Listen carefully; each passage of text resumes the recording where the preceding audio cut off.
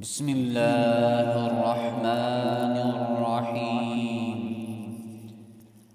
القارعة ما القارعة وما أدراك ما القارعة يوم يكون الناس كالفراش المبثوث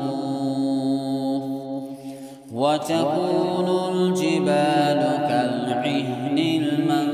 المنفوش فأما من